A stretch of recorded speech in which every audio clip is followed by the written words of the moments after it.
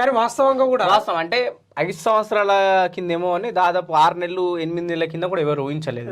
అంటే దాదాపు ఎలక్షన్ కి వెళ్లే ముందు 6 నెలల ముందు కూడా అసలు బీజేపీ బీఆర్ఎస్ వర్స్ అన్న ఆ ఊపుని పూర్తిగా కాంగ్రెస్ పార్టీలో రేవంత్ రెడ్డి టీపీసీసీ అధ్యక్షుడు ఉన్నాడు కాబట్టి పూర్తిగా దాన్ని షిఫ్ట్ చేసేసిండు. అంటే ఆ పాదయాత్ర కావచ్చు, తను ఇచ్చే స్పీచ్లు కావచ్చు.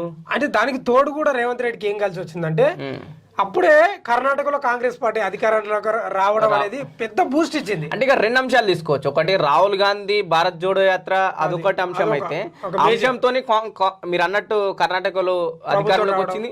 సో అదే స్ట్రాటజీ ఇక్కడ వాడింది. అక్కడైతే ఏ హామీలు ఇచ్చారో బీసీ రిజర్వేషన్ కావచ్చు, లేదంటే 6 గ్యారెంటీలు కావచ్చు, చూస్తావచ్చు, ఇట్లాంటి హామీలు ఇక్కడ అవి ప్రొజెక్ట్ చేసిళ్ళు ఖచ్చితంగా. ఇంకోటి ఏంటంటే హుజరాబాద్ లో అప్పుడు ఉప ఎన్నికలు జరిగింది, కేవలం 3000 ఓట్లు వచ్చినాయి. 4000 బల్మూర్ వెంకట్కి, 4000 కూడా దాటలు బల్మూర్ వెంకట్కి. అట్లాంటిది ఏకదమ్ అధికారంలోకి వచ్చిందంటే రేవంత్ రెడ్డి కృషి కూడా ఉంది. కృషి ఉంది ఖచ్చితంగా.